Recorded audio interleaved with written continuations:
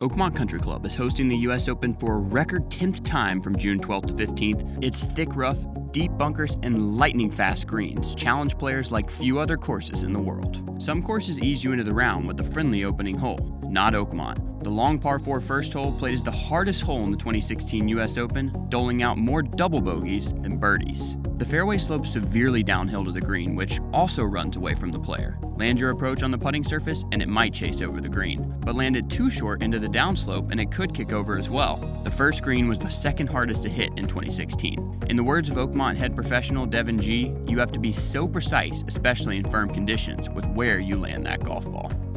The short par 4 second hole on the other side of the turnpike is friendlier, but will still challenge players to make a decision off the tee, with multiple possible landing areas all presenting their own potential risks and rewards. Sit in the grandstands behind the second green and you'll likely see many different approaches to the hole, with some players hanging well back off the tee to avoid taking on the bunkers or ditch that line the fairway, others attempting to drive the green, and pretty much everything in between.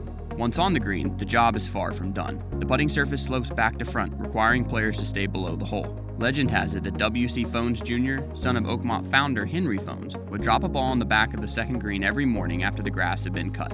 If it didn't roll off the green and into the fairway, he'd tell the grounds crew to cut the greens again. The tee shot on the third hole brings players face to face with one of the most iconic and intimidating sights in golf, the Church Pews bunker. The 100-yard sand trap lining the left side of the fairway on holes 3 and 4 features 13 grassy mounds spaced several feet apart. But that's far from the only trouble on the hole that Oakmont calls one of the most difficult par 4s in the country. Deep bunkers can swallow shots that miss right as well, requiring players to hit an accurate tee shot. From there, players face a blind approach shot up the hill with a severe runoff area guarding the front of the green. Shots that land short of the green can roll 20 or 30 yards back into the fairway, but go over the green, and you'll risk tumbling down that same slope if you go too long with your chip. The only par 5 on the front 9, number 4 played as the second easiest hole in the 2016 U.S. Open and was one of only 4 holes to play under par for the tournament. Players recorded 3 eagles and 98 birdies on the reachable par 5. That doesn't mean it's easy. The Church Pews still loom on the left side of the fairway and a number of other bunkers guard the right. Players who go for the green in 2 will need to manage their distance carefully on a blind downhill approach shot. Going long of the putting surface leaves a difficult up and down. Angel Cabrera birdied the hole 3 times en route to his 2007 U.S. Open victory. Players will have a shot at back-to-back birdies, as the 5th hole is a short par 4 that should leave most pros with a wedge in for their approach after a semi-blind tee shot. The 5th green is the second smallest on the course and is surrounded by bunkers, including a pair of deep ones left of the green. Angel Cabrera hit his approach to tap-in range to tie the leaders in the final round of the 2007 U.S. Open that he would ultimately win by a shot. The first par 3 on the course and the second shortest hole at 200 yards, the 6th is birdieable, but shots long and right of the green will leave players in danger of bogey or worse. The bunkers right of the green are particularly deadly, with the putting surface sloping away. It was the 11th hardest hole in the 2016 U.S. Open. Oakmont head professional Devin G. expects that changes to the green as part of the recent restoration of Oakmont, led by architect Gil Hands, will make it more difficult this year.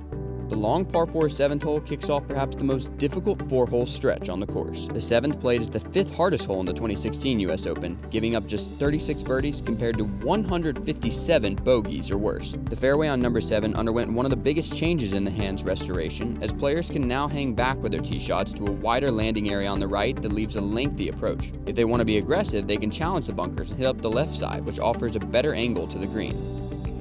Capable of playing over 300 yards, the 8th at Oakmont holds the record for longest par 3 in U.S. Open history. It was the most difficult green to hit in both the 2007 and 2016 U.S. Opens. Number 8 was just the 8th hardest hole in 2016, but it gave up the fewest birdies, with just 24 all week. Shots well short of the green can run up to the putting surface in firm conditions, a necessary option when some players will likely hit 3 woods off the tee.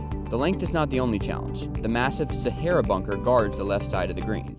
After crossing back over the turnpike, players face a long uphill climb to the clubhouse that plays as a par 5 for members, but is a beastly par 4 at the U.S. Open. Number 9 was the second hardest hole in the 2016 U.S. Open, as players carded 34 birdies to 196 bogeys or worse. The sloping fairway creates a tight landing area off the tee, with a ditch on the left and bunkers on the right, and most players will have a mid to long iron into the green. But the length and precision required tee to green is perhaps not even the most arduous aspect of the hole. The massive multi-tiered green is one of the most unique in major championship golf. It doubles as the practice green, and players going long of the hole might have a marathon of a putt coming back.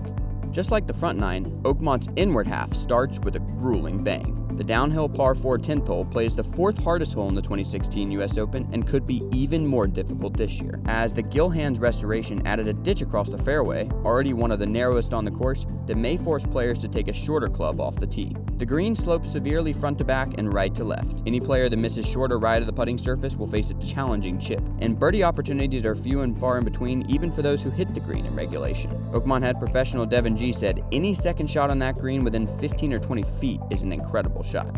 The short par 4 11th hole played as the 5th easiest hole in the 2016 U.S. Open, surrendering 66 birdies and 1 eagle compared to 84 bogeys or worse. Like number 10, players will have to avoid a ditch crossing the fairway on the uphill tee shot. A drive to the left side of the fairway offers the ideal angle. The green was the 2nd easiest to hit in the 2016 U.S. Open and is relatively flat. The last U.S. Open playoff at Oakmont ended on number 11, when Ernie Els made par and Lauren Roberts couldn't get up and down from a bunker in 1994.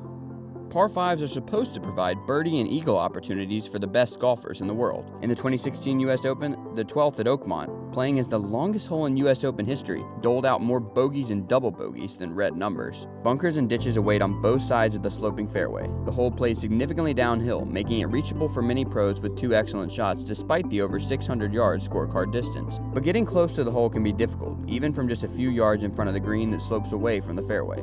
Shots that miss the green long likely provide an easier chip. Jeff Hall, the USGA's managing director of Rules and Open Championship, said, "There are plenty of places on that hole you can get caught speeding." The shortest hole at Oakmont, number 13, played as the 3rd easiest in the 2016 U.S. Open, with players carding 87 birdies to 75 bogeys or worse. The hole location on the renovated tiered green will be a major factor in the difficulty. Oakmont head professional Devin G said the 13th green was likely the most modified in the Gill Hands restoration.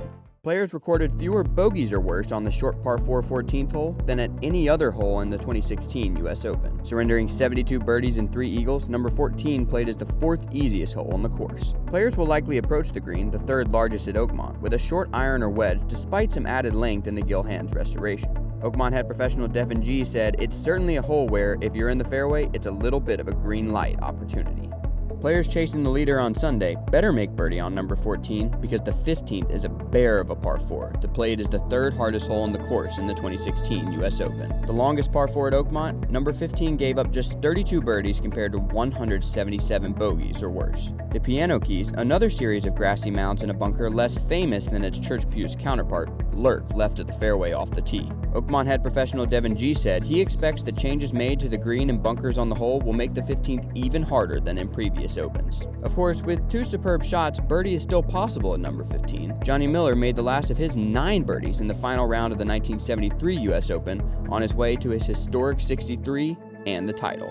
The last par 3 on the course, hole 16 completes one of the most difficult 2-hole stretches at Oakmont. While not as long as number 8, the length of number 16 still packs a punch, and it played nearly just as hard as its front 9 counterpart in the 2016 U.S. Open, surrendering 32 birdies to 123 bogeys or worse.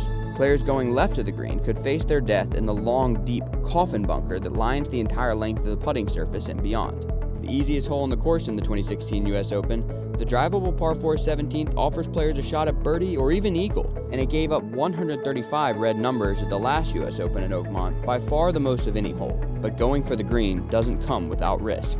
The 17th green is the smallest on the course, and the gaping big mouth bunker awaits to swallow shots that miss right. Oakmont head professional Devin G described the 18th at Oakmont as one of the more iconic finishing holes in the game of golf. The lengthy par 4, with the clubhouse looming behind the green, played as the 7th hardest hole in the 2016 U.S. Open, and it's not a friendly finale for players needing a birdie to catch the leader, as it gave up just 33 in the last U.S. Open at Oakmont. The 2nd longest par 4 on the course requires a straight drive. The major undulations on the green make getting close to the hole challenging. G described it as a deceiving green because of the way it sits with the topography of the land, but he also said any shot to the middle of the green should allow for a manageable 2-putt to any hole location.